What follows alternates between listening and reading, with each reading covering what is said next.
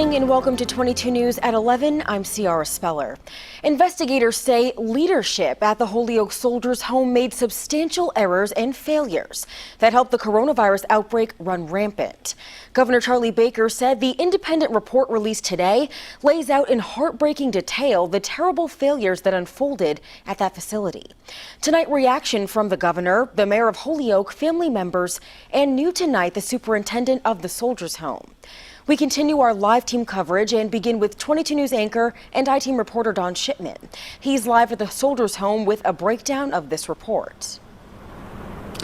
Ciara, good evening. Now, the attorney for Superintendent Bennett Walsh is out with a statement tonight, and in that statement he says that that independent report proves that his client was doing everything in his power to get in contact with the state to let them know what was happening here at the Holyoke Soldiers Home, but the state didn't act. April 15th, my father passed. Susan Kinney's father is one of 76 veterans who died from COVID-19 at the Holyoke Soldiers Home. The governor's office released a 174-page independent report compiled by a former federal prosecutor that outlined substantial errors in the way the leadership team at the facility handled the outbreak. His 79th birthday would have been yesterday.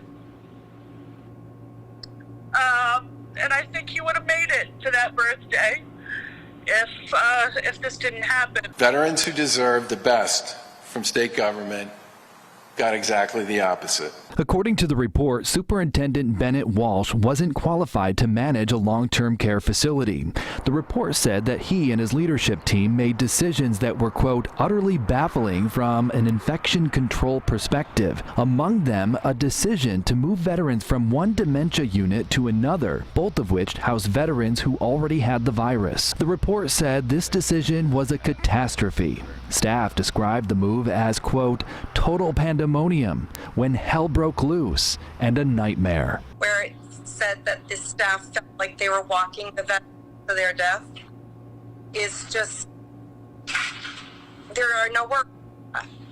And that the fact that they were terrified is like they were in another war and they were prisoners. By the weekend of March 28th, 8 veterans would die. Holyoke Mayor Alex Morris is mentioned in the report because he contacted the governor's executive branch, including Health and Human Services Secretary Mary Lou Sutters. Morris pleaded with state officials to do something fast. Communication was incredibly difficult throughout this entire process, where we were hearing reports on social media. I was getting emails to the office describing the deteriorating conditions at the Soldiers Home. The fallout came swiftly.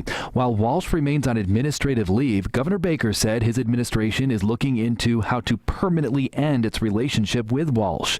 Meantime, Walsh's boss, the Massachusetts Secretary of Veterans Services, Francisco Urena, was asked to resign from his post and did. And now to that statement. Walsh's attorney releasing that statement to 22 News this evening, where he said that he disputes many of the statements and conclusions in that independent report. But he said, and I'm quoting here, that the report does establish that the original accusations that Mr. Walsh reported nothing to state officials and tried to keep everyone in the dark are false. He goes on to say that it is clear that Mr. Walsh reached out for help when the crisis erupted. By the way, you can read the statement in its entirety at our website at wwlp.com.